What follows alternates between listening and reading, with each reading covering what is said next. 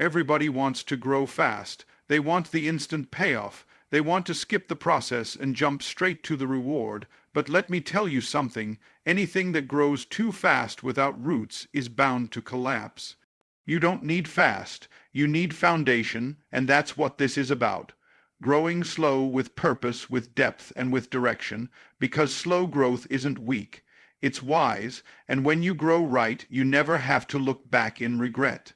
There are 6 key truths I want you to hold on to when you commit to growing slow, but never backing up. We live in a world that celebrates speed. We glorify fast success, instant recognition, and rapid growth. Social media timelines are filled with highlight reels that give the illusion of overnight wins. It's seductive. It whispers in your ear, if you're not growing fast, you're falling behind. But what it doesn't tell you is that speed without structure is a trap. It may look impressive on the surface, but beneath it, there's often nothing solid to sustain the weight of what's being built. You see, speed gets attention, but sustainability builds legacy, and those two things are not the same. Anyone can sprint for a season, anyone can have a moment, but it takes wisdom to pace yourself for the long haul. The real question isn't how fast can you go, it's can you keep going when it's no longer exciting. That's what separates the sprinter from the builder. That's what separates hype from health. When you chase speed, you often compromise your values. You say yes to things you shouldn't, you cut corners, you skip preparation. You sacrifice your peace in exchange for applause. But when you choose sustainability, you're playing a different game. You're not chasing validation. You're building something that will outlast seasons, setbacks, and storms. Sustainable growth means you're not trying to impress anyone. You're trying to impact everyone by showing up consistently, with integrity, and on purpose. Fast growth is often shallow. It might look big, but it's hollow underneath. It's built on borrowed ideas, copied strategies, and ego-driven decisions. But slow growth is rooted, it's solid, it's personal, it's been tested and refined. It comes from taking the time to understand your mission, your capacity, your vision, and when the inevitable challenges come, you won't fold under pressure because you didn't skip the foundation. That's what most people miss. The foundation isn't flashy. It's not exciting. It's early mornings, late nights, quiet work, and decisions nobody claps for. But it's the very thing that determines whether you're going to collapse under pressure or carry the weight of greatness. When you focus on sustainability, you're investing in the future. You're building with intention. You're not just trying to go far. You're trying to last, and let's be clear, this isn't about going slow out of fear. It's about going steady with focus. It's about mastering the fundamentals so that when your time comes, you don't just arrive. You're ready. You've earned the right to be in the room, not because you sped your way there, but because you grew your way there. So yes, speed might feel good, but sustainability is sacred. It means you've made peace with the pace of your own purpose. It means you're not letting pressure decide your path. And it means that when the dust settles and the trends fade, you'll still be standing, not because you were fast, but because you were faithful. Before anything great is built in public, it has to be developed in private. Before something can stand tall, it has to be anchored deep.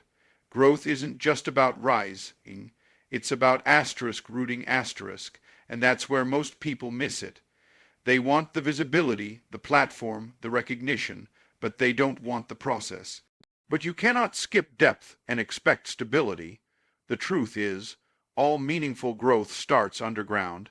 If you plant a seed and see nothing sprouting for weeks, does that mean nothing is happening? No. It means the roots are forming. It means strength is being built beneath the surface so that when the visible part of the plant begins to rise, it doesn't collapse under its own weight. The same is true with your life, your purpose, your calling. Before you go wide, you have to go deep. Before you go high, you have to go low. Into patience, into discipline, into refinement.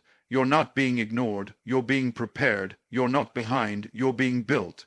And while it might feel like you're stuck, you're actually being established. Depth isn't delay, it's design, because without it, you'll break when the pressure hits, but with it, you'll be unshakable. You'll have the internal strength to withstand what the spotlight brings. The weight of success can either crush you or carry you forward, and depth is the difference. When you grow slow, you learn to pay attention to the internal. You realize that your character has to match your calling, your discipline has to support your dream. It's not just about being gifted, it's about being grounded. Talent might open the door, but only depth keeps you in the room. Only depth sustains what influence begins, and you can't fake depth. You can't borrow it. You have to earn it in the dark, in the quiet, in the seasons no one sees. This is why you must embrace the silence. Embrace the season where no one is clapping.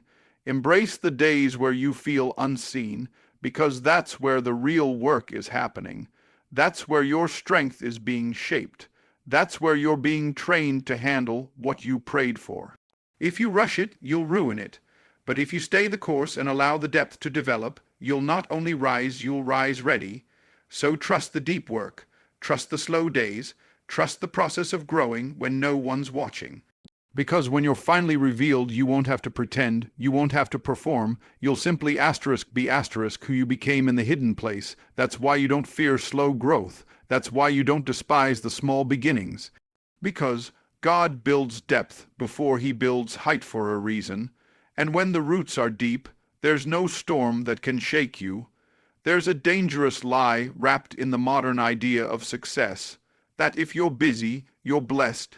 That if your calendar is full, your life must be meaningful. But let's tell the truth, not all movement is progress and not all achievement brings peace. In fact, some of the most successful people you know are also the most restless, anxious, and burned out. Because what they gained in influence, they lost in internal clarity. And success that costs your peace isn't success, it's slow destruction with a smile on it. You weren't designed to chase everything. You weren't called to answer every opportunity, say yes to every door, or compete with every voice. Yet that's what so many people are doing. They're achieving, but they're exhausted. They're grinding, but they're spiritually empty. They're climbing, but they don't even know why anymore. It's a treadmill that never ends, and what they call growth is really just a cycle of chaos. Here's the principle: peace is proof. When your growth is real, when it's aligned with who you're truly called to be, there will be peace. That doesn't mean there won't be challenges. It means you won't be at war with yourself trying to force what was never meant to fit. You'll be able to walk with confidence, not striving. You'll be able to build from rest, not stress. This is why growing slow matters. It forces you to check your motives. It makes you ask, am I building this for legacy or for likes? Am I chasing this because I'm called or because I'm comparing?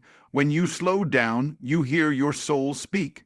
And your soul will always remind you, peace is not found in the next milestone. It's found in alignment with your values. There are people who made it big fast and now spend every day trying to keep up an image that doesn't even reflect who they really are. They lost themselves in the climb, and once you lose your peace, it doesn't matter how loud the applause is. It won't heal what's empty on the inside. Slow growth gives you room to breathe. It lets you reevaluate what truly matters. It teaches you that you don't need to prove your worth. You need to protect your well-being. Because what good is influence if your identity is fractured? What good is the platform if your purpose is unclear? So you have to make a decision. Do you want fast attention or lasting peace? Do you want a flash of hype or a foundation of wholeness? Don't fall for the lie that says more is always better. Sometimes the most powerful thing you can do is slow down, listen close, and realign with peace. Because peace isn't the absence of progress, it's the presence of purpose. And that kind of peace only comes when you grow slow, grow true, and grow in the direction that keeps your heart whole.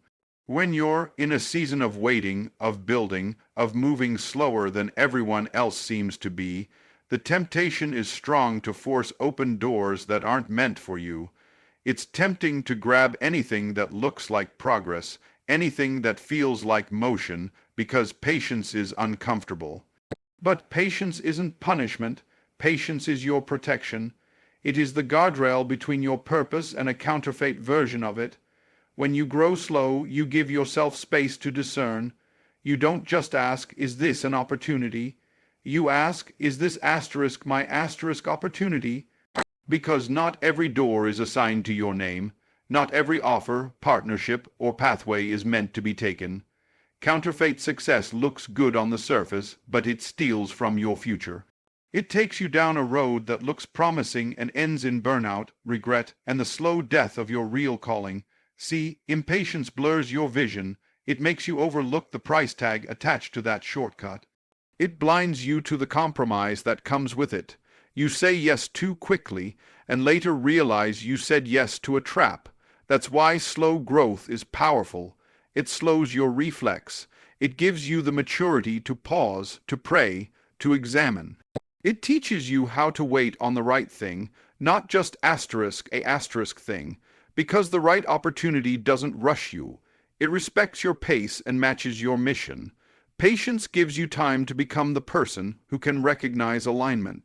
When you're patient, you stop chasing out of fear and start choosing from a place of strength. You don't need the biggest opportunity, you need the right one. And when you're grounded in who you are, when you've done the work in the quiet, the right doors will find you already prepared. You won't have to chase them. They'll open in rhythm with your growth. That's why you must trust the slow process. When you grow slow, your discernment gets sharper. You don't mistake attention for favor. You don't confuse pressure for purpose. You wait, and in the waiting, you develop eyes to see what others miss. The cracks in the offer, the compromise in the contract, the false promises in the pitch. You can't see those things when you're rushing. You only see them when you're rooted. So understand this: patience isn't laziness. It's not passivity. It's spiritual precision. It's the discipline to say, that looks good, but it's not for me. It's the confidence to pass on what glitters, because you know what's gold will always be worth the wait. Growing slow will offend your pride, but it will protect your future. Let others rush ahead. Let them chase every trend. You stay steady. You stay focused. Because while they're building fast and fragile, you're building slow and unshakable. And when the dust settles, you'll still be standing. Strong, aligned, and untouched by the counterfeits you had the wisdom to walk away from. Most people think delay is rejection. They think because the breakthrough hasn't come, the relationship hasn't formed, the dream hasn't exploded, something must be wrong. But delay doesn't mean denial. It means development.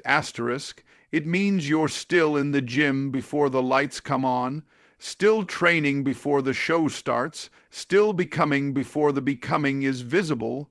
This world is addicted to speed, but your calling has its own schedule. There is a difference between what's good and what's right, and the time you spend in delay is not wasted, it's sacred. Because in that slow, stretching season, your character is being strengthened.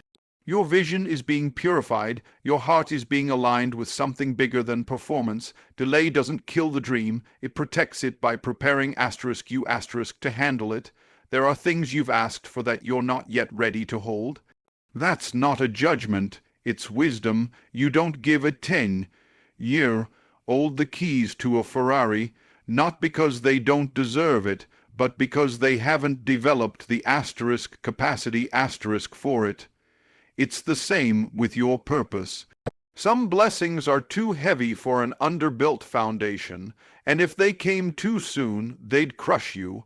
When you're in delay, you have two choices: frustration or formation. You can get angry, bitter, impatient, or you can lean in. Ask, what is this season trying to teach me? Because every delay has a lesson built into it, a deeper layer of discipline, a new level of trust, a stripping away of ego. It's all preparation. You're being built to last, not just built to impress.